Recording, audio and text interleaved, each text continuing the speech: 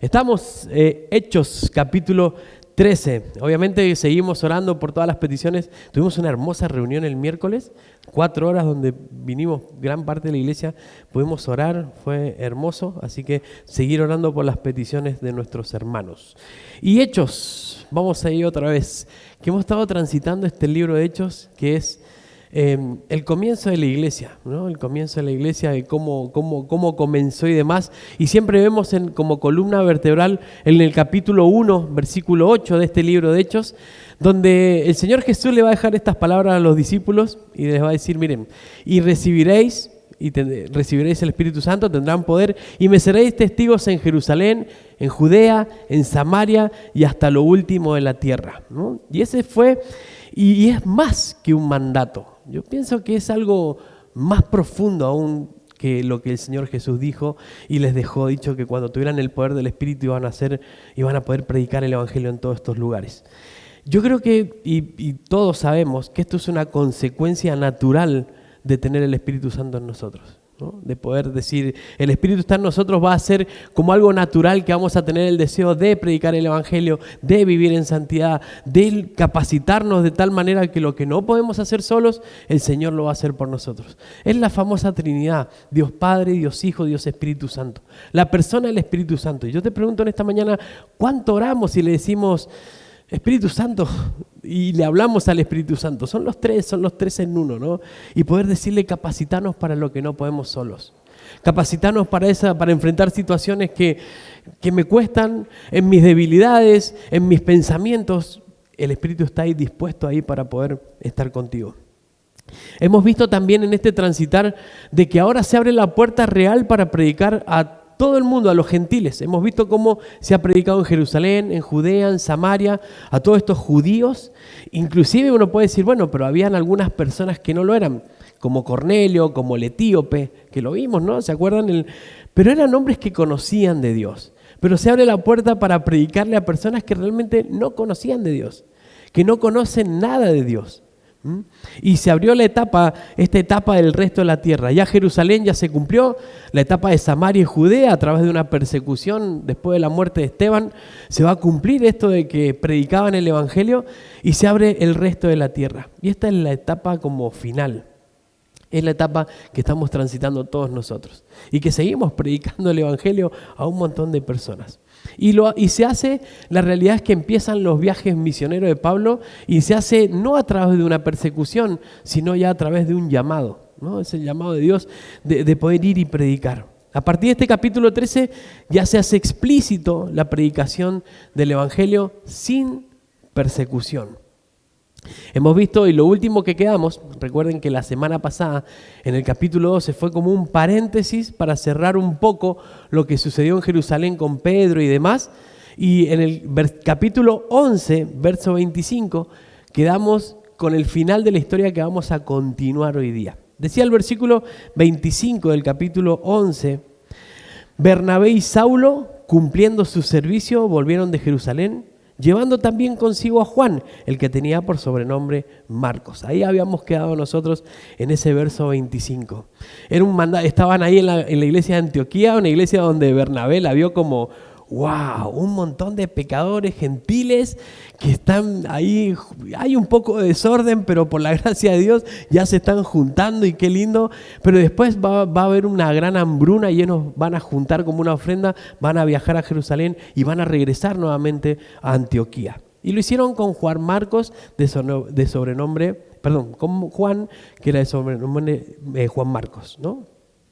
Era sobrino de Bernabé, un sobrino de Bernabé. Lo vamos a ver y lo nombro a Juan Marcos porque va a traer un conflicto más adelante y hoy vamos a ver con respecto al llamado que Dios nos da, cómo tenemos que estar atentos a lo que Dios quiere que nosotros hagamos y que no copiemos quizás el llamado de otro. Y ahí va a estar involucrado un poquito Juan Marcos. Así que, y ahí nos quedamos.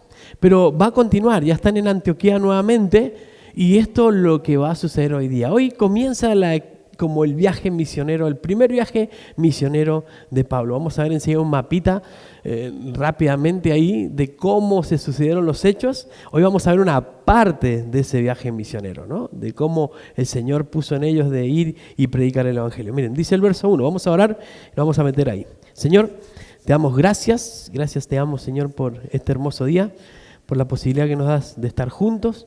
Señor, te pido por cada uno de mis hermanos para que quites cualquier distracción que podamos tener, Señor, para que todo lo que hoy aprendamos no quede como simplemente un poco de información, sino que pueda bajar a nuestro corazón, que podamos poner en práctica todo lo que tú nos enseñas, Señor, y gracias, Señor, por los hermanos que están aquí, por los que no han podido venir, Señor, y por los que van a venir esta tarde, Señor, te pedimos para que los puedas traer con bien, que podamos poco a poco, Señor, regresar a la totalidad a tu iglesia para poder compartir este tiempo, Señor.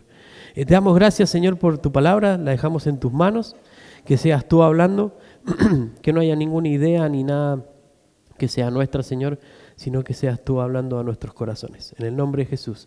Amén. Dice el versículo 1 de este capítulo 13. Y volviendo a la iglesia de Antioquía, dice: había entonces en la iglesia que estaba en Antioquía profetas y maestros: Bernabé, Simón, el que se llamaba Níger, Lucio de Cirene, Manaén, el que se había criado junto con Herodes, el tetrarca, y Saulo. Y lo primero que nosotros vemos aquí, hay una lista, ¿no? Hay una lista en esta iglesia, una iglesia igual que la nuestra, ¿sí? En esta iglesia de Antioquía, maestros y profetas.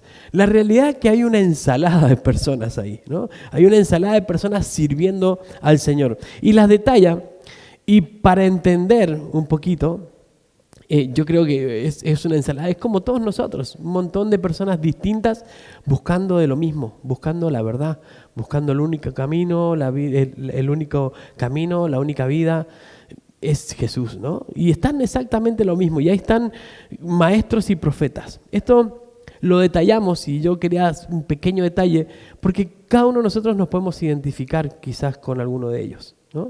Por ejemplo, Bernabé lo vimos y creo que hicimos una autobiografía de él hace poquito. Un levita, alguien que hasta vendió sus bienes para la obra de Dios, un denominado hijo de consolación, un hombre que realmente tenía esa piedad por las demás personas, que se preocupa realmente por las demás personas, pero no solamente se preocupaba, sino que se tomaba el tiempo para abrazar, para consolar, ¿no? Para llevarlos al camino del Señor, ahí siempre presente, ¿no? Pero siempre dejándole todo en manos del Señor. Es hijo de consolación. Ese fue el mismo que cuando Pablo ahí estaba, que nadie se quería acercar al Pablo, él se va a arriesgar y va a ir: Pablo, vení, vamos a ir a hablar con los discípulos, ¿no? Esa ternura, esa piedad, esa misericordia que él tenía para con las demás personas. Y ahí estaba, sirviendo. También estaba Simón, Níger. Este Níger es un apodo, es negro, ¿no? Es decir, de tonalidad negra, decía Níger, negro. No hay una certeza exacta, pero todos los historiadores y comentaristas piensan y creen que este es Simón de Cirene. Este es el mismo hombre que cuando el Señor Jesús iba cargando la cruz, no podía y se caía. Los romanos, romanos, iban a tomar a alguien de la gente para que le ayudara a llevar la cruz. Era Simón de Cirene. Y todos dicen que es este Simón, ¿no? Que realmente tuvo un encuentro con el Señor, realmente cargó la cruz, ¿no? Se negó a sí mismo porque no quería hacerlo, pero se negó a sí mismo, cargó la cruz, le ayudó al Señor Jesús, fue testigo de todo eso y de repente hoy se encuentra sirviendo en la iglesia de Antioquía. No hay una seguridad del 100%, pero todo indica que sí lo es. Esto es África, ¿no? Cirene es África, la ciudad de Libia. Y es hermoso saber esto, ¿no? De que él se convirtió, que no fue casualidad que estuvo en ese momento, que lo siguió y que ahora está predicando y tiene un vínculo real con el Señor y un llamado de servirle al Señor. También está Lucio de Cirene y puede que sea un amigo de este mismo, ¿no? De Simón de Cirene, alguien que también le predicó el evangelio, alguien que pudo estar y fue como que formaron un equipo para poder ir y predicar el evangelio y forma parte de ello. También está Manaén, un amigo, dice, de Herodes Antipas. Y uno dice, bueno, estas son las personas como muchos de nosotros, es que son esas personas que no llegas nunca, porque Herodes eran los más corruptos. Estos Herodes, hicimos también un poquito de la cronología de los Herodes que hay, y eran gobernantes no cristianos, ¿no? Eran gobernantes corruptos. El último Herodes que vimos metió preso a Pedro, mató también a otro discípulo más, ¿no? Lo degolló. Y eran así, y buscaban el favor del pueblo, buscaban que todos los adoraran y haciendo cosas que no tienen nada que ver con el Señor. Y ahí era alguien que lo asistía, alguien que vivía con él, pero de repente tuvo un encuentro con Jesús, ¿sí? Tuvo un encuentro con Jesús, se convirtió. Es el famoso inalcanzable, eso que pareciera que nunca van a llegar al Señor, pero ahí, como muchos de nosotros, ¿no? Pero ahí llegó y está sirviendo porque realmente creyó con todo su corazón. Y también está Saulo, este Saulo que vamos a comenzar ahora, que va a cambiar el nombre a Pablo, un fariseo religioso, alguien que perseguía a la iglesia, alguien que mataba a cristianos, alguien que estaba convencido en su cabeza que lo que hacía estaba bien, pero también tuvo un encuentro con el Señor Jesús, convertido, y hoy se encuentra sirviendo a las demás personas. Una ensalada de personas distintas. Bernabé, Simón, Lucio, Manasés, Saulo. Una ensalada como somos la vid, ¿no? Todos tenemos un trasfondo diferente y todos venimos con cosas diferentes, pero buscando de lo mismo. Esa es la iglesia. Y realmente si nos ponemos a ver qué es lo que tenemos en común como estos hombres, la realidad es que lo único que tenemos en común que somos pecadores que hemos sido rescatados por el Señor Jesús. Somos pecadores que Jesús murió por nosotros para que hoy pudiéramos estar aquí, para que a través de su gracia podamos ir a sus pies día a día. Y a lo mejor nos ponemos a hablar de comida, de ropa, de un montón de gustos y no coincidimos en nada, porque somos todos diferentes. Pero le damos las gracias a Dios porque algo en común tenemos, que Dios nos rescató a través de su Hijo. Eso es lo que tenemos en común. No son gustos. Lo común es que somos salvos. ¿Qué importa lo que hemos sido, sino lo que somos hoy en Cristo? ¿Qué importa lo que fuimos? No importa realmente el trasfondo de nuestra vida, no importa el trasfondo de cada uno de nosotros, sino cuál es la conversión que hemos tenido cada uno de nosotros, cuál es el encuentro y dónde está tu corazón hoy. ¿Está realmente entregado al Señor o todavía estamos con un poquito de lo que éramos antes? Un poquito inalcanzable o quizá un poquito perseguidores de la iglesia, o a lo mejor estamos ahí un poquito como no, yo no quiero cargar la cruz, como Simón de Cirene, y nos podemos encontrar en esa situación. Estos hombres ya entienden que son salvos y son usados grandemente por el Señor. Simplemente se dispusieron. Y para eso, y como iglesia, que somos como una ensalada de un montón de personas que tenemos algo en común, que es Cristo, vamos a veces tener hasta diferencias de gustos y un montón de diferencias, pero Colosenses nos deja muy claro qué debemos hacer para en esta ensalada como familia, puede ser como la iglesia, como una familia, como amigos y demás, qué es lo que tenemos que hacer nosotros para seguir manteniendo la unión. Colosenses 3:13 al 14 nos deja saber. Dice, soportándonos unos a otros. Y esto es interesante porque cuando Pablo habla, sabe de que somos todos diferentes, que tenemos solamente algo en común, y este es Cristo. Soportándonos unos a otros y perdonándonos unos a otros. Si alguno tuviere queja contra otro, de la manera que Cristo os perdonó, así también hacedlo vosotros. Y sobre todas estas cosas, vestidos de amor, que es el vínculo perfecto.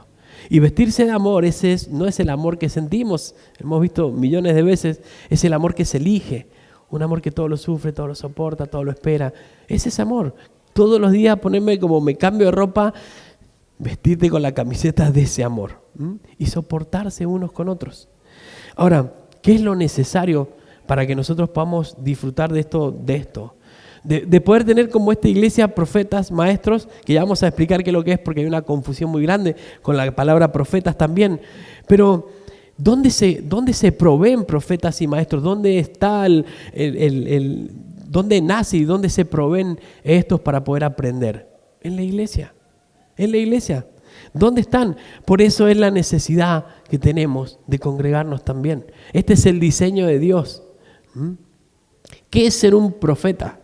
Una gran confusión que hay también de que piensan que profeta es simplemente dar el futuro. Hoy inclusive se pone como si fuera una escala de está el pastor, está el profeta, está el apóstol, pues no existe.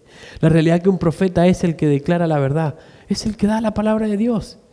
Ese es el profeta, ¿no? El que declara la verdad. En este momento, y cualquiera de las personas que esté enseñando dentro de la iglesia está profetizando la verdad, está declarando la verdad. Y vos me decís, bueno, si querés que te diga el futuro, yo te lo puedo decir, ¿eh? Yo te voy a decir claramente el futuro y te voy a decir lo que es declarar la verdad. Yo te digo, si realmente no estás cumpliendo, yo te lo voy a decir así, y por ejemplo, vamos a ver, yo siempre pongo como el matrimonio como ejemplo, ¿no? Pero si realmente no estás cumpliendo con el rol de marido, de dar la vida por tu esposa, llevarla a la palabra, de realmente entender y un montón de cosas, o vos, esposa, no estás cumpliendo la función de sujetarte a tu marido como al Señor, yo te voy a decir, mira, la profecía es que van a tener problemas. Porque es real, porque la verdad dice que debemos hacer eso y si no lo hacemos, yo desde ya te digo que vas a tener problemas. No es ninguna ciencia, ¿no? Y te puedo decir, bueno, el Señor viene pronto y la verdad que bíblicamente te digo, el Señor viene pronto y sí viene pronto. Y si yo te dijera, bueno, viene mañana, te estaría mintiendo, porque la Biblia dice de que ni los ángeles saben cuándo vienen. Entonces la profecía tiene que ser Biblia, es declarar la verdad, tiene que ver con la palabra de Dios. Yo no puedo venir a profetizarte hoy. Dios, como en una oportunidad me dijeron, ¿no? Dios tiene grandes cosas para vos. Claro que sí, la palabra lo dice, ¿no? No es nada extraño. O si tuvieses, no sé, o un jovencito, ¿no? Y pongo este caso también. Quizás jovencitos que dicen, bueno, sí, pero yo la conocía tal, pero sé que no es del Señor. Y yo te voy a decir, mira, la palabra de Dios dice que busquemos una persona de yugo igual, porque vas a tener problemas. Eso es, profetizar es declarar la verdad. Y maestros es el que enseña la palabra de Dios. Y lo vas a ver enseñando la palabra de Dios no solamente dentro de la iglesia, sino donde esté. Y es un don ministerial que lo encontramos en Efesios, pastores y maestros. Estos eran estos hombres y esto es lo que hacían. Una ensalada de hombres declarando la verdad, hablando de la verdad, lo único que nos puede hacer libres. ¿Y qué es lo que hacían? Miren, cada uno de nosotros necesita de la verdad de la palabra de Dios, que nos enseñen para poder vivir acorde a un modelo de Dios verdadero y no de fantasía. Yo me acordaba de la diferencia que hay a veces y todas estas cosas que venden hoy en día, ¿no? A lo mejor decís, bueno, el anillo de casamiento mío es de oro y un anillo común parecieran iguales, pero ¿cuál es el que se sostiene en el tiempo? ¿El verdadero o el falso? ¿Cuál es el que realmente va a durar? Y estoy poniendo un ejemplo gráfico, no es por lo que vale un anillo, la verdad que no importa. Pero digo, pasa eso. El que estemos en la verdad va a hacer que nosotros podamos estar bien abrazados, permanecer, podamos estar cada vez más aferrados al Señor, ¿no? Porque estamos en la verdad. Cuando las cosas son falsas, en el tiempo se desgastan y se caen. Todos los días necesitamos de la verdad. Todos necesitamos de la palabra de Dios. Esto es lo que, ¿verdad? Es lo que debemos hacer. Esto es lo que estos hombres hacían, servían. Miren el versículo 2. Ministraban estos al Señor y ayunando, dijo el Espíritu Santo, apartadme a Bernabé y a Saulo para la obra a que los he llamado. Y estos hombres ahí, declarando la verdad, siendo maestros, están ministrando. Esto significa están sirviendo. Ministrar es estar sirviendo a las demás personas. Están adorando a Dios, ayunando, sirviendo. Ministrando, y me encanta porque dice, estos están ministrando al Señor y no para el Señor. Son dos cosas totalmente diferentes. Porque cambia la perspectiva. Porque nosotros cuando ministramos al Señor, hacemos de cuenta que si yo te estoy sirviendo a vos, estoy sirviendo al Señor. Una perspectiva totalmente diferente. Si yo en mi cabeza, ¿no? y en mi corazón empiezo a servir, pero empiezo a servir para Julio, no va a ser lo mismo que servir para el Señor. Yo tengo que servir a Julio como para el Señor. Sí, entendiendo que Julio, hagamos de cuenta que es Dios, ¿no? Que es Jesús, y le voy a servir de la misma manera. Colosenses 3:23 también nos deja saber cómo tenemos que servir. Y todo lo que hagáis, todo lo que nosotros hagamos, y no solamente dentro de la iglesia, cuando hablamos de esto hablamos como familia, hablamos como esposo y hablamos en todo, en tu trabajo, en donde sea. Todo lo que hagáis, hacedlo de corazón como para el Señor y no para los hombres. Y eso están haciendo estos, ministrando, están sirviendo al Señor. Y cuando servimos a alguien más, mi perspectiva es que estoy sirviendo al Señor. Si yo estoy sirviendo a un enemigo o a alguien que no me cae muy bien, y debemos amar a nuestros enemigos, dice la Biblia, no, tengo que hacerlo con esta perspectiva. Lo hago y estoy ministrando al Señor, no importa a quién esté sirviendo. Servir al Señor, esa es la perspectiva, cambia mucho. Lo que están haciendo también, ellos están sirviendo y están ayunando. Y esto de ayunar, hablábamos el otro día con unas personas también, esto es adorar al Señor, desengancharse del mundo. Ayunar significa que dejemos de hacer cosas que a lo mejor quitan el tiempo que debemos pasar con el Señor. Es desengancharnos del mundo para engancharnos con Dios. Y no es un sacrificio, porque muchos pensamos que un ayuno es dejar de comer y pensamos al final, ya hice un sacrificio enorme, Señor, así que ya te amé demasiado. No significa eso. Lo que nosotros tenemos que hacer es dejar de hacer cosas cotidianas, cosas que quiten el tiempo para poder pasar tiempo con Dios. Y esto es lo que hacían. Y estaban ayunando, estaban conectados con el Señor, y cuando estamos de esa manera vamos a empezar a escuchar a alguien que es el Espíritu Santo, ¿no? Y cuando vamos a tomar una decisión vamos a tener la cabeza muy clara porque nos de un montón de cosas que nos tienen como esclavos ahí de miles de cosas que parece que fueran urgentes y fueran fundamentales, pero nos desenganchamos un poquito y estos hombres están ministrando al Señor, están ayunando, desenganchándose quizás de pensamientos y demás para pasar tiempo con Dios. Un estilo de vida, el mejor estilo de vida, adorando a Dios, desenganchándote del mundo. Y escucharon: apartadme a Bernabé y a Saulo, a estos dos hombres, para un llamado que tiene y una tarea especial que tiene el Señor para ellos. ¿Quién los aparta? ¿De dónde viene la decisión? Y esto también quiero decirte que muchos y todos nosotros tenemos decisiones diarias. Todos tomamos decisiones diarias. ¿A quién escuchamos? ¿Escuchamos nuestro corazón en las decisiones o escuchamos el Espíritu Santo? ¿Cómo se hace para escucharlo? Digo, ¿cómo hicieron para escuchar todos estos hombres apartarme a Bernabé y a Saulo? Porque es ahí, la decisión no viene de una votación. A ver, votemos como iglesia, ¿a quién mandamos ahora a una iglesia por ahí? Y quizás todos votamos y votamos cualquier cosa. ¿A quién debemos escuchar? Es a Dios, a través del Espíritu Santo. Esa es la vida, adorar a Dios, desengancharse del mundo. Él es el que te va a llamar, te va a apartar, te va a decir qué decisión tomar, en lo que sea. Es el que te va a consolar, es el que lo vas a escuchar.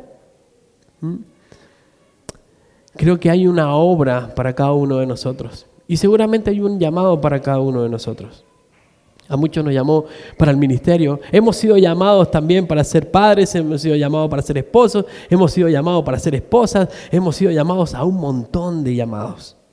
Ahora el tema, ¿estamos escuchando? ¿Nos estamos desenganchando del mundo? ¿Estamos desenganchando de las cosas para poder escuchar el Espíritu? Porque por ahí estamos más nuestro deseo.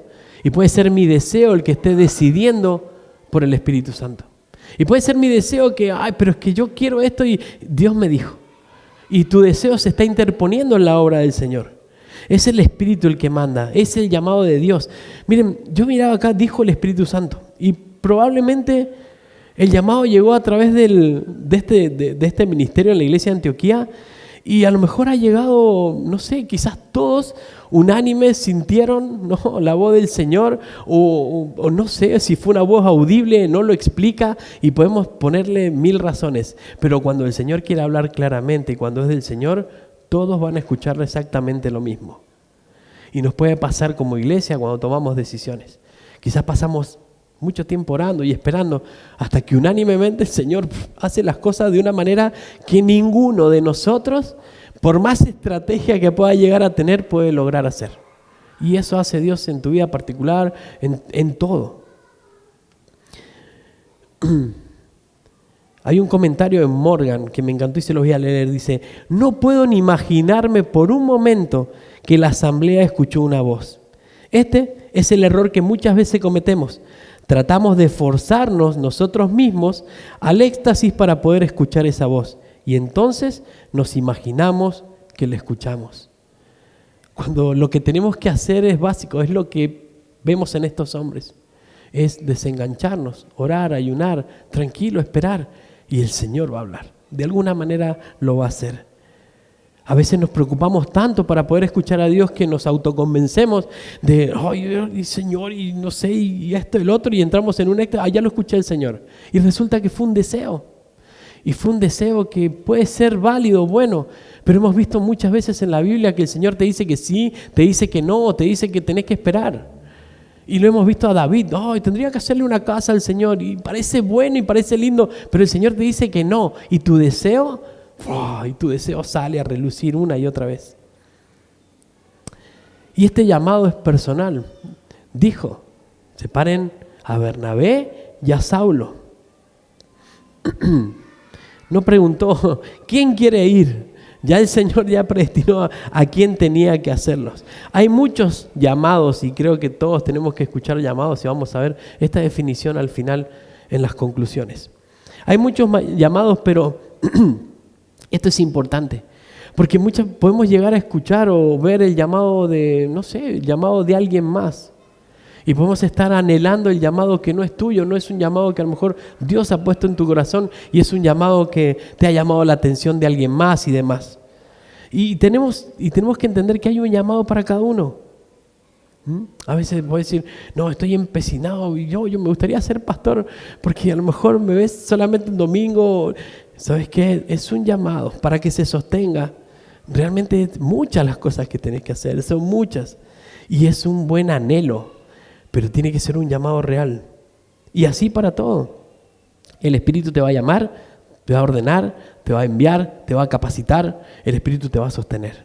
Verso 3 dice: entonces, habiendo ayunado y orando, le impusieron las manos y los despidieron. Ayunaron, oraron, escucharon el Espíritu, son estos dos hombres. Y la iglesia lo que hace es un reconocimiento de lo que Dios ha hecho. Si te manda, seguramente ya estás dando fruto en este lugar, ¿no?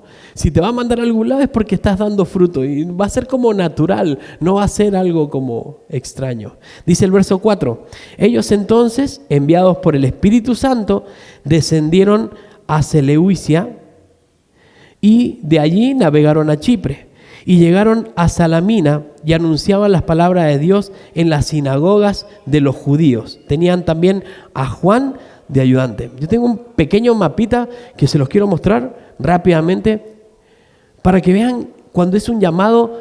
El llamado implica esfuerzo, el llamado implica hacer cosas. Cuando somos llamados a ser mamá, papá, hemos sido llamados o al ministerio o a ser quizás un enviado, ser un misionero o ir a predicar y todo lo demás requiere un esfuerzo que solamente el Espíritu te va a sostener. Porque miren el viaje que eran. Son viajes que no es como ahora que queremos hacer 200 kilómetros y en 1 hora y media llegamos. En un auto, con aire acondicionado, si queremos parar en un hotel. Pues no, antes no era así. Les muestro un poquito. Y a ver, si tenés el otro videito, rápidamente.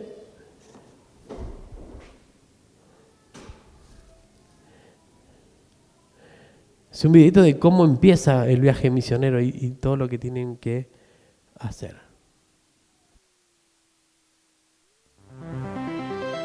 Primer viaje misionero de Pablo. Pablo en su primer viaje lo acompañó Bernabé y Juan Marcos.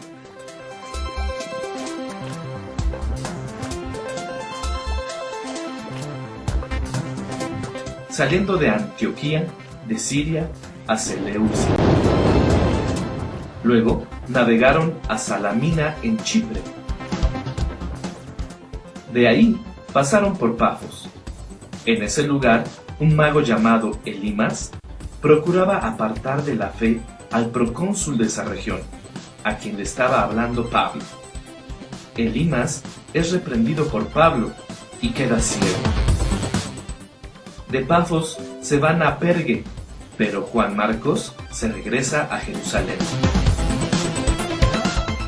De Perge se van a Antioquía de Pisidia y Pablo predica allí.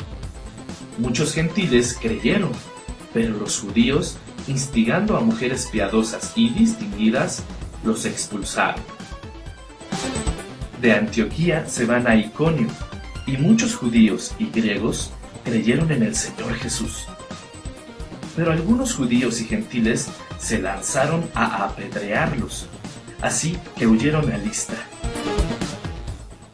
En Listra, Dios usó a Pablo para sanar a un cojo de nacimiento. La gente de ahí los creyó dioses, pero Pablo apenas los pudo convencer de que no les ofrecieran sacrificio. Sin embargo, llegaron unos judíos de Antioquía y de Iconio, persuadieron a la multitud y apedrearon a Pablo. Lo abandonaron creyéndolo muerto, pero se levantó y al siguiente día se fue con Bernabé a Derbe. Allí hicieron muchos discípulos. Se regresan pasando por Listra, Iconio y Antioquía hasta Perge, estableciendo iglesias en estos lugares. Luego se fueron a Atalia y finalmente regresan a Antioquía de Siria, su lugar de partida, reuniendo a la iglesia y contándoles todas las cosas que Dios había hecho a través de ellos.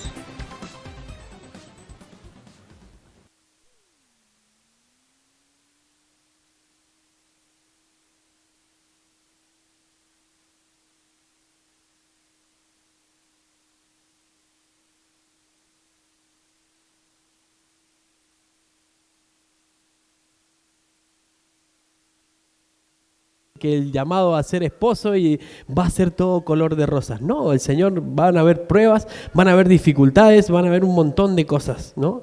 Pero se trata del Señor.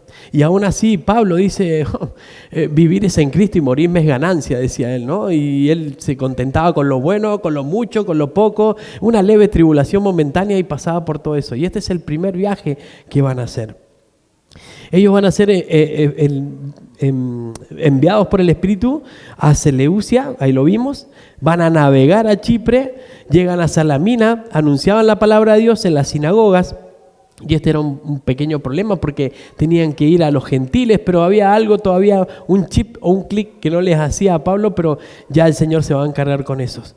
Y también podemos pensar, bueno, el Espíritu les dijo, ¿y dónde ir? Digo, ¿dónde podemos ir? Porque a ver si el Señor te dice, bueno, tenés que ir y predicar el Evangelio, ¿y cómo hacemos? ¿Dónde vamos? Y algo como que sencillo. Bernabé era de Chipre, ¿y van a ir a dónde? Van a ir a Chipre, ¿no? Y se van a ver ahí los recursos, cómo tiene que ser todo, Dios, donde Dios guía, Dios tiene que proveer, y no sé cómo hacían, pero ahí iban, ¿no? Iban todo el viaje misionero. Si uno fuera misionero,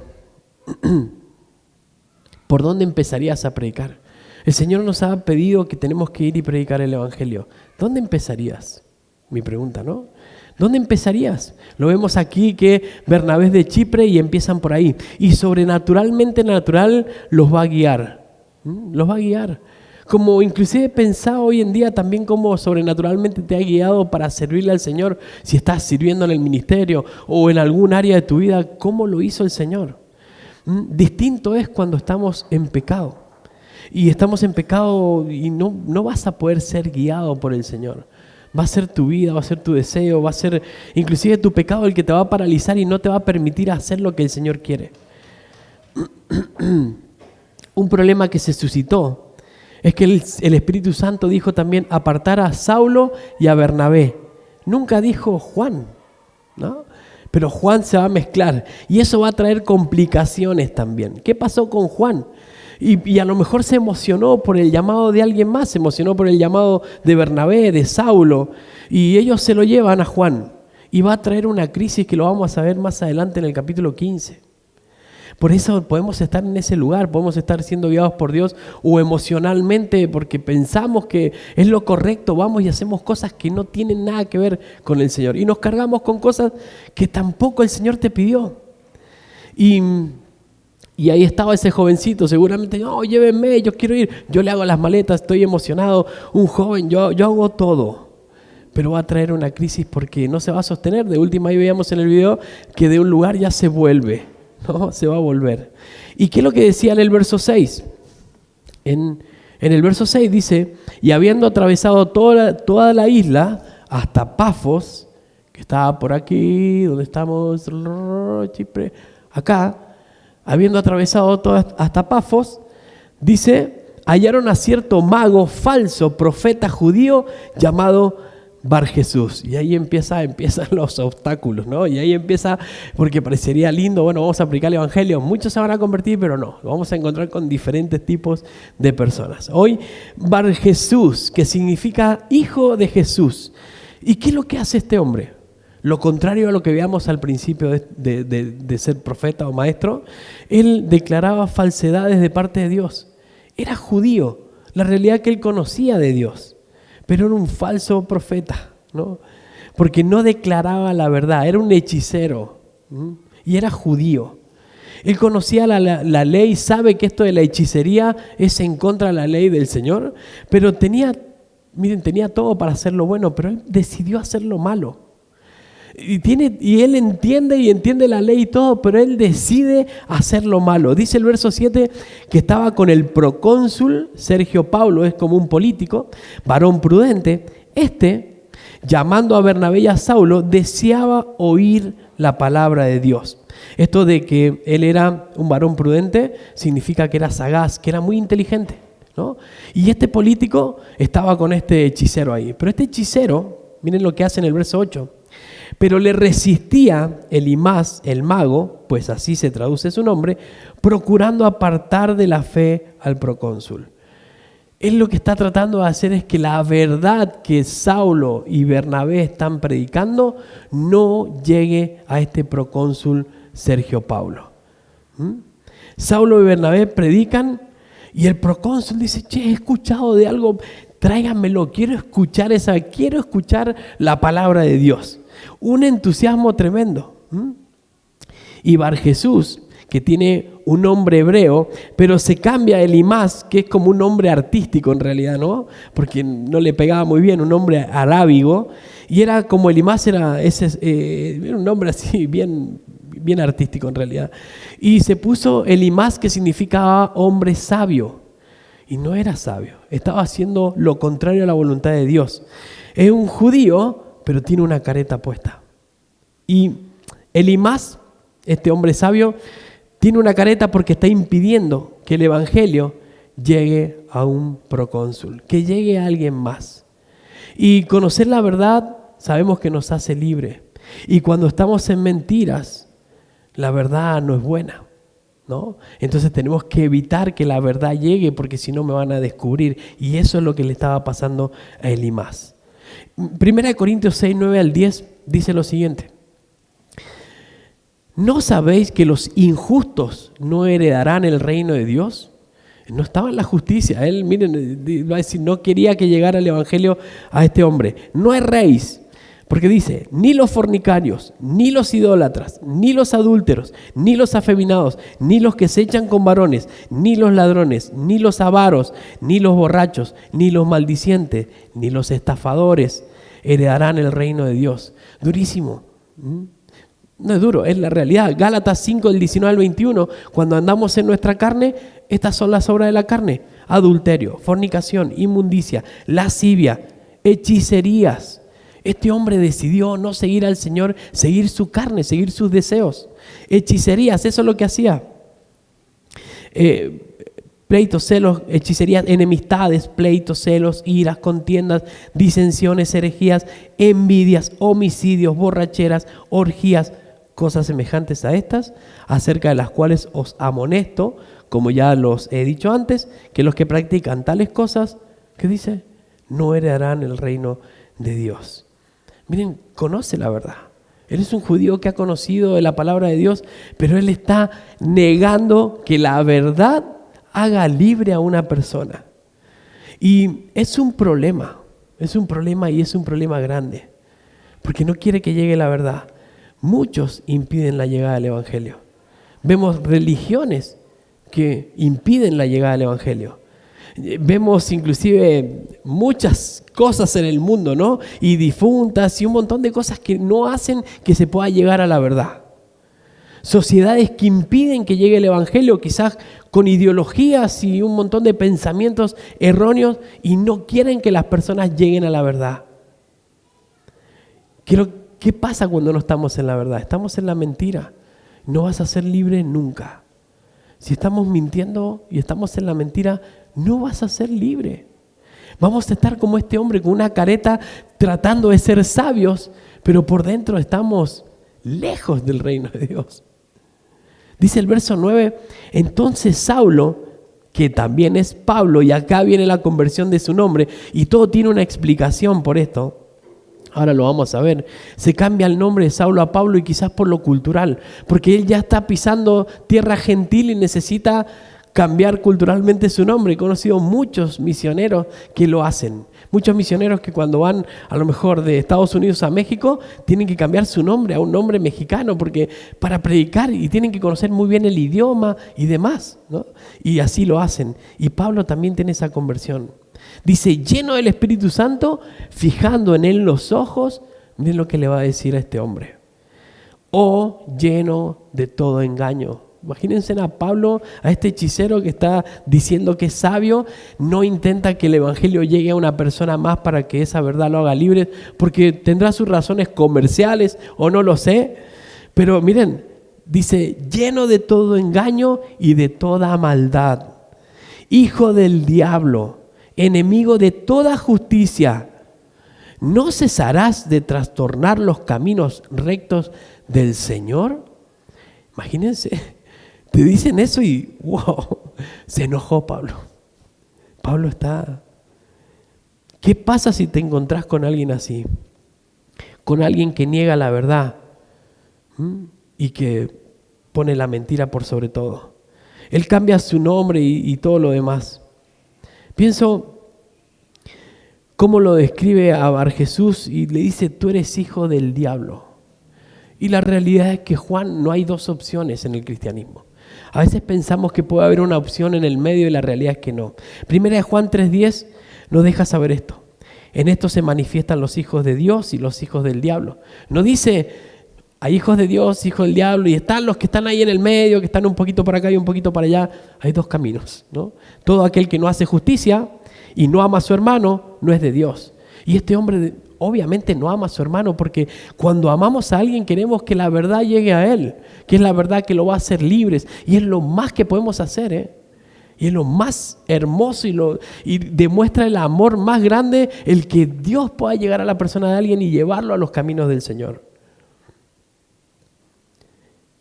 El que no hace justicia, el que no está y está rompiendo con la justicia de Dios, ¿qué pasa? Lleno de todo engaño, de toda maldad, hijo del diablo, enemigo de toda justicia. Y aquí dice, todo aquel que no hace justicia y que no ama a su hermano es hijo del diablo. Es un punto clave, yo creo que es un punto clave para examinar nuestra vida. ¿Qué tal si estamos estorbando el avance de la verdad a alguien más? Y todos podemos decir, no, yo no hago eso. Yo no lo hago, pero creo que es un tiempo, ¿no?, para examinarnos. Porque podemos hablar de un montón de circunstancias. Podemos hablar de novios, de esposos, de lo que sea, que a lo mejor en algún punto estamos negando la verdad para poder mantener un pecado. Y a lo mejor no estamos dejando que la verdad llegue a la otra persona. Y a lo mejor porque saco provecho o rédito de algo, la verdad que prefiero no decirle nada porque si no van a cambiar las cosas. Y chequeémonos a nosotros mismos con todo el corazón porque tenemos una gran posibilidad de arrepentirnos y ir a los pies del Señor. Pero puede estar pasando en varias áreas de nuestra vida que no estamos dejando que otra persona llegue a los pies del Señor. Quizás, no sé, Hay a lo mejor novios que recién están empezando y no, pero es que la gran prueba de amor es que vos te acuestes conmigo. Y la gran prueba de amor es esto, y el Señor nos dice eso, y estás, ¿sabes qué? Quizás en la confianza y a lo mejor por no ver la Biblia y estás haciendo que no llegue a la verdad, porque esa no es la verdad. No es la verdad. Yo quería leerle Romanos 1:18, del 1 al 18 hasta el 26 rápidamente. Lo que significa cuando nosotros sabemos la verdad, pero no aplicamos la verdad y hasta desechamos la verdad. Y no solamente lo hacemos en nuestra vida, sino que por ahí con ideologías y demás podemos hacer que otros no puedan llegar a la verdad. Miren lo que dice Romanos 1:18. Porque la ira de Dios se revela desde el cielo contra toda impiedad e injusticia de los hombres que detienen con injusticia la verdad. Porque los que Dios se conoce, les es manifiesto, pues Dios se lo manifestó. Porque las cosas invisibles de Él, su eterno poder, su deidad, se hacen claramente visibles desde la creación del mundo, siendo entendidas por medio de las cosas hechas. De modo que no tienen excusas. Miren, de alguna manera el Señor se ha revelado en la verdad, de alguna otra forma se ha conocido la verdad. Y no hay excusas sobre eso. Pues habiendo conocido a Dios, no le glorificaron como a Dios, ni le dieron gracias, sino que se envanecieron en sus razonamientos y su necio corazón fue entenebrecido. Profesando ser sabios, como este hombre y como muchos hay en el mundo, profesando ser sabios, se hicieron necios y cambiaron la gloria de Dios incorruptible en semejanza de imagen de hombre corruptible, de aves, de cuadrúpedos, de reptiles, por lo cual también Dios los entregó a la inmundicia en las concupiscencias de sus corazones. De modo que deshonraron entre sí sus propios cuerpos. Y esto empieza a ser así. Miren cómo se va cuando la verdad no empieza a ser parte de nuestra vida y no dejamos que llegue a los demás. Todo se empieza a corromper. Todo se empieza a corromper de una manera que es lo que vivimos hoy en el mundo. Dice aquí, de modo que deshonran hasta sus propios cuerpos. Conocieron a Dios, no glorificaron a Dios, conocen la verdad, pero decidimos mentir y decidimos andar en la mentira y empiezan a deshonrar hasta sus propios cuerpos, que ya cambiaron la verdad de Dios por la mentira. Miren, honrando y dando culto a las criaturas antes que al Creador. Van y se honran a cualquier cosa menos a Dios. Y vamos de rodillas a una estatua y menos a Dios, el cual es bendito por los siglos. Amén. Por esto Dios los entregó a pasiones vergonzosas. Y Dios, ¿saben qué? Empezamos a rechazar a Dios a través de la mentira, rechazamos a Dios y rechazamos a Dios. Y el mundo empezó a rechazar a Dios. Dios se manifestó de diferentes formas, Señor siempre estando ahí, hasta que un momento dice, está bien, ustedes quieren vivir así, yo los entrego. Hasta acá llego, dice el Señor. Y de tal forma que dice, a pasiones vergonzosas, aún sus mujeres cambiaron el uso natural por el que es contra naturaleza, y continúa, después quiero que después lo sigan leyendo, el de ser hombre y mujer, y hasta eso se corrompió de tal manera que ahora dejaron lo natural que es eso, y ahora hay mujeres con mujeres y hombres con hombres, dice los versículos posteriores. Y así se empieza a corromper nuestra vida cuando frenamos la justicia de Dios. Y saben, también es duro, pero quizás en eso estamos haciendo que otras personas no lleguen al Señor y podemos estar frenando, ¿no? Así como hace Elimás, este hombre, tratando de ser sabios, le ponemos, quizás ya dando nuestra propia opinión, ya estamos dejando de ser sabios. A veces en nuestra propia opinión dejamos de ser sabios porque ocupamos nuestra sabiduría, que es animal y diabólica, como dice la Biblia, ¿no? Cuando tenemos que usar la sabiduría de Dios, que la sabiduría de Dios es perfecta, es hermosa, y la dejamos de usar porque empezamos a nuestros propios razonamientos. No hay miren, los entregó a Dios. Si seguimos caminando en pecado, Dios dice, mira, bueno, yo soy fiel y justo para perdonarte, limpiarte, pero yo quiero seguir caminando así, pero yo quiero seguir caminando, y yo quiero. Y el Señor en un momento dice, bueno, Muchachos, acá estamos. Yo diría, arrepintámonos. Que no nos vaya a encontrar y chequearnos que no nos vaya a encontrar, quizás siendo piedra de tropiezo para alguien para que no llegue a la verdad, porque dejo de tener un rédito, porque no me puedo negar a mí mismo. O haciendo resistir la verdad a otros, o hacer tropezar a un hermano y quizás porque en mi carne siento celos, por ejemplo. Romanos 14, 12 al 13 dice, de manera que cada uno de nosotros dará a Dios cuenta de sí. Así que ya no nos juzguemos más los unos a los otros, sino más bien decidid no poner tropiezo o ocasión de caer al hermano. Y llevarlo al plano que sea, en lo personal, quizás en nuestro matrimonio, quizás papá como hijos, estamos no dejando que nuestros hijos lleguen a la verdad por nuestros razonamientos, ponerlo en el trabajo, ponerlo dentro de la iglesia, en lo ministerial, en las amistades. Quizás en lo ministerial, o decís, el Señor está usando a otros hombres. Imagínate que yo como pastor y veo los jueves los muchachos cuando están enseñando y yo, wow, es hermoso poder escucharlos. Si yo estuviera frenando la verdad en ellos o el llamado de ellos. Dice el verso 11, ahora pues, he aquí la mano del Señor está contra ti y serás ciego y no verás el sol por algún tiempo. Esto es Pablo, ¿no? Diciéndole a este muchacho, vos estás mal y ahora te va a suceder esto. Quizás Pablo recordando en su conversión, cuando llegó al Señor que quedó ciego por varios tiempos y quizás a veces es lo mejor, ¿no? Que dejemos de mirar tantas cosas que son insignificantes y que por ahí Dios nos enceguezca un poquito para no ver cosas que no nos dejan ver la verdad.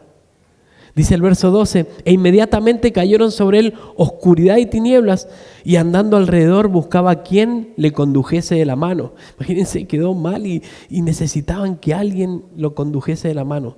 Entonces el procónsul, viendo lo que había sucedido, creyó maravillado de la enseñanza del Señor.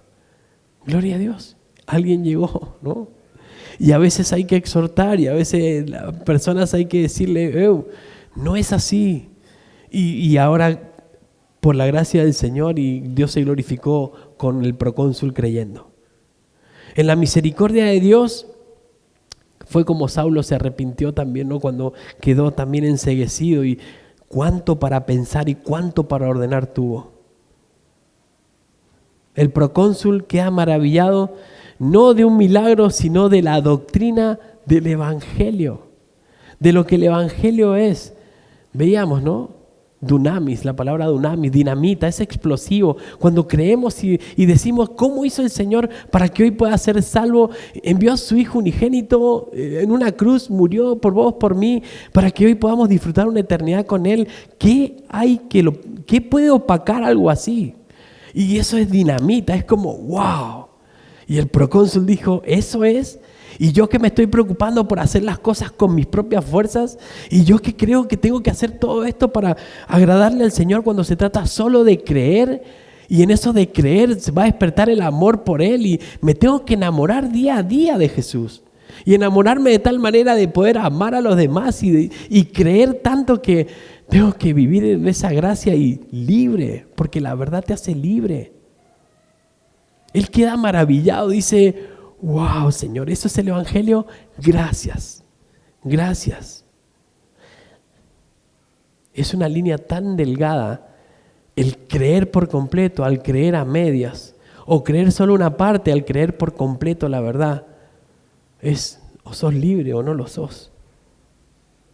El verso 13 dice, habiendo zarpado de Pafos, Pablo y sus compañeros arribaron a Perge de Panfilia, pero Juan, apartándose de ellos, volvió a Jerusalén. Y nosotros los vimos en el mapita ahí, va a llegar a Panfilia y se va a volver.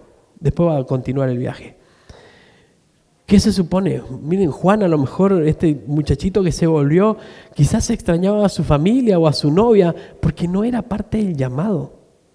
O a lo mejor tuvo miedo porque ustedes vieron lo que era el viaje, había ladrones, había gente que se enojaba y te tiraba piedra y a veces a Pablo lo van a sacar por muerto, dice, dejaba el chorrito de sangre ahí y lo iban a sacar por muerto, pero ese es el llamado de Dios, ¿no? Y a lo mejor solamente fue por emoción y no por convicción. Y a lo mejor fue la emoción del momento. Oh, yo quiero ir. Y en un momento tan tremendo, y vos podés decir, bueno, Dios me puede usar de esa manera. Dios puede hoy decirme, che, mirá, sí, la realidad es que sí. Y nos puede usar tremendamente y tener la libertad y tener el gozo de ser usados. Pero número uno, lo que hemos visto hoy es, congregate. Si no lo haces, dudo que pueda ser usado por Dios. Y dudo mucho que pueda ser usado por Dios. A veces hay muchas excusas. O que la iglesia me queda lejos, o que los que predican no me caen bien. No, el pastor es muy... No, me reta demasiado. No. O, ¿sabes qué? Si yo, y esto soy un convencido, si no congregamos, porque es el diseño de Dios, si no congregamos, yo puedo estar el 100% seguro que es porque tenés miedo de que tu pecado salga a luz. Si no te congregas es porque algo no está bien, porque no es una excusa, porque la iglesia es la esposa de Dios. ¿Y saben lo importante que es la iglesia para Dios? Y si Dios la hizo así de que te congregues y que estés, por algo es. Por algo es. Muchos dicen, no, yo creo a mi manera, yo no creo en la iglesia. Si no crees en la iglesia, no crees en Dios, porque Él la diseñó de esa manera. Me encanta en Efesios 5, 25 y 27, cuando Él instruye a los maridos y a las mujeres, dice, y esto es como el paralelismo de lo que significa la iglesia para Dios. Es su novia, es su esposa. Dice, maridos, amad a vuestras mujeres, así como Cristo amó a la iglesia y se entregó a sí mismo por ella para santificarla, habiéndola purificada en el lavamiento del agua por la palabra, a fin de que presentársela a sí mismo una iglesia gloriosa, que no tuviese mancha, ni arruga, ni cosa semejante, sino que fuese santa y sin mancha. Para el Señor la iglesia es sumamente importante. ¿Por quién viene el rapto? ¿Por quién va a venir el Señor Jesús? Por la iglesia, ¿no? Y la iglesia tiene que tener comunión. Por su iglesia, por todos nosotros va a venir el Señor. ¿Con quién va a reinar en el milenio? Con su iglesia. Va a venir y va a reinar y todo va a cambiar. Si la iglesia es un cuerpo, es el cuerpo de Cristo, y vos no querés estar, no sos parte del cuerpo donde la cabeza es Cristo. También te insto a que hagas lo siguiente, como hacían los de Berea. Todo lo que estudiamos, chequealo, para ver si es un cuerpo sano o no. Hay iglesias que hasta se pueden dividir, ¿no? Se pueden dividir por no chequear y por todas esas cosas. El Salmo 133:1 dice, mirad cuán bueno y cuán delicioso es habitar los hermanos juntos en armonía. Ese es el diseño de Dios. También tenés que aprender, otro punto que hemos visto también es que tenemos que esperar, saber esperar cuál es el llamado. Yo veo a Saulo, a Pablo, este Pablo que está saliendo ahora a todos estos viajes misioneros, estuvo 14 años esperando, procesando, esperando que el Señor diga, bueno muchachos, entrad, ahora es tu turno, ¿no? Como los que juegan al fútbol, están sentaditos ahí, yo quiero jugar, pero déjame jugar. No, te falta preparación, ahora vamos. No es esperar. ¿Cuánto hemos esperado por un llamado? A veces el Señor dice, ya está, vamos. ¿Y qué tenemos que estar haciendo para el llamado? Tenemos que estar ministrando. Tiene ese significado. Miren, ministrar significa también ser un servidor público ad honorem, ¿no? Algo que se ha olvidado un poco en el mundo, esto de los ministros y políticos. Es ministrar, es servir, es ser un esclavo por decisión propia. Es poder servir a los demás y no con una retribución, ni paga, ni nada. Servir. Yo quiero servir, tengo que estar ministrando. Cuando estamos ministrando, ayunando, orando, conectados con el Señor, que estamos desconectados del mundo, vas a sentir cuál es tu llamado y te va a capacitar y te va a usar grandemente. Que Dios también, algo que aprendemos acá es que Dios es el que te va a enviar. No, miren, no me crean a mí si yo vengo y te digo, ¿sabes, Julio? Tenés que ir allá a Coquimito y poner no sé, andate a San Luis, vas a poner una iglesia. No me creas a mí, créele al Espíritu Santo a ver cuál es el llamado. No le creas a ningún líder que te diga, no, vos tendrías que estar así. No, ¿sabes qué? No. El Señor va a poner qué es lo que vas a hacer y dónde vas a ir. ¿Y qué vas a hacer? Sirve. Dios es el que envía, como hizo, miren, les leo Isaías 6 del 8 al 10. Después oí la voz del Señor, dice Isaías, que decía, ¿a quién enviaré y quién irá por nosotros? Entonces respondí yo, heme aquí. Lo mismo que Pablo, heme aquí, aquí estoy, yo estoy dispuesto y disponible, Señor. Envíame a mí. Y dijo el Señor, anda. Y le respondió, y dijo, y di a este pueblo, oíd bien, y no entendáis, ved por cierto, mas no os comprendáis. Engruesa el corazón de este pueblo y agrava sus oídos, y ciega sus ojos para que no vea con sus ojos, ni oiga con sus oídos, ni su corazón entienda, ni se convierta y haya para él sanidad. Y tenemos que estar dispuestos y disponibles. ¿Y a quién enviaré? Dice el Señor. Yo estoy dispuesto y disponible, Señor. Bueno, vamos, ¿no? Vamos. La disposición es, acá estoy. Y disponibles, mirá que vas a pasar mal a las 5 de la mañana, yo voy a ir, Señor. Dispuesto, y cuando es a las 5 de la mañana, no, Señor, ya está, no, hasta acá nomás, no puedo ir hoy día, Señor. Características, miren, para ser enviado, tenemos que ser legítimos. Somos como somos. No tenemos que hacer como decía Bar Jesús. Aparentaba tener mucha sabiduría, y era una careta, ¿no? Era una careta. ¿De qué sirve? ¿De qué sirve? ¿De qué sirve ser así? Si hay algo que estorba en mi vida y algo que a lo mejor estoy obstaculizando para que se haga la obra de Dios, ¿sabes qué? No tiene sentido. Dejáselo al Señor, arrepentir y vamos al Señor. También tenemos que menguar. Tenemos que estar con humildad y ver al más pequeño también. Saulo, aquí lo vemos, empezó así. Si nosotros vemos el capítulo rápidamente, el capítulo 11, 25, vamos a ver el orden. Y fue Bernabé a Tarso a buscar a Saulo. Bernabé estaba como primero, ¿no? En el capítulo 11:30, y dice, el cual en efecto hicieron enviándolo a ancianos por manos de Bernabé y Saulo. Hay como un liderazgo de Bernabé. Y en el capítulo 12:25 dice, Bernabé y Saulo cumplido su servicio. Estaba Bernabé primero. Capítulo 13:1, y Bernabé, había entonces en la iglesia que estaba en la Antioquía profetas y maestros, Bernabé, y Saulo estaba al final. En el capítulo 13, verso 7, el que estaba con el procónsul Sergio Paulo, varón prudente, llamando ¿a quién? A Bernabé y a Saulo. Y en el verso 13 cambia el liderazgo. Piensen, habiendo zarpado de Pafos, Pablo y sus compañeros arribaron, y ahí empieza a cambiar el liderazgo y empieza Pablo. Y ahí hay un cambio de liderazgo y empieza a ser usado Pablo grandemente. ¿Qué hubiese hecho Bernabé si hubiese sentido celos o hubiese estado, Pablo, yo estaba liderando y ahora Pablo y yo? No, menguar. Y si hay alguien que Dios está usando, gloria a Dios, y ser de ayuda para el que está usando el Señor. Ser de ayuda, pero en lo que se pueda. Hay un ejemplo que dicen, ¿qué tan importantes somos nosotros? Y la realidad es que tenemos que poner un vaso de agua y poner el dedo, y cuando lo sacás, te vas a dar cuenta que no dejamos ningún hueco. Somos todos importantes, pero ninguno es imprescindible. Y cuando el Señor levanta a alguien más, gloria a Dios que está levantando a alguien más. No tratemos de perpetuar nuestro nombre. Cuando cambia, quizás mañana, el día de mañana, en un momento, hay otro pastor aquí. Porque a lo mejor Dios me envió a otro lado, o porque Dios quiso que fuera así. ¿Y saben qué? Gloria a Dios. Tenemos que saber menguar.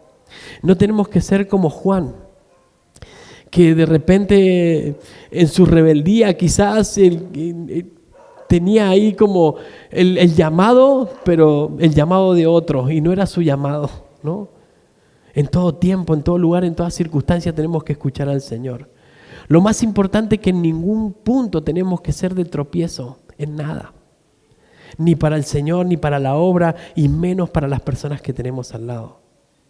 No podemos hacer tropezar, tenemos que ver la manera, ver qué está pasando, ¿no? A veces en las decisiones, cuando no las tomamos en el Señor, somos de tropiezo y ¿sabes qué? Acarreamos con toda la familia por una mala decisión, por tomarla en mi sabiduría, cuando la tengo que tomar en la sabiduría de Dios. Si Dios ha creado una necesidad en tu vida, ese es el llamado de Dios. Si Dios ha puesto una necesidad impediosa que vos decís, wow, Señor, yo veo esta necesidad y yo veo, quizás es Dios diciéndote, hacelo. Viste que por ahí se transforman en críticas, ¿no? Podés venir a la iglesia y decir, Señor, ¿por qué veo siempre la necesidad? Esa parte que nadie la hace, ¿y por qué? Quizás es Dios hablándote y diciendo, serví. Ahí esa es la necesidad que hay.